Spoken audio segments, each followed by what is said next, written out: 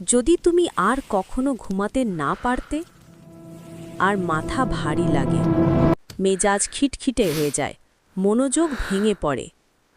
৪৮ ঘণ্টা পর হাত কাঁপতে শুরু করে, দৃষ্টি ঝাপসা হয়, চারপাশে ছায়া নড়ছে বলে মনে হয়।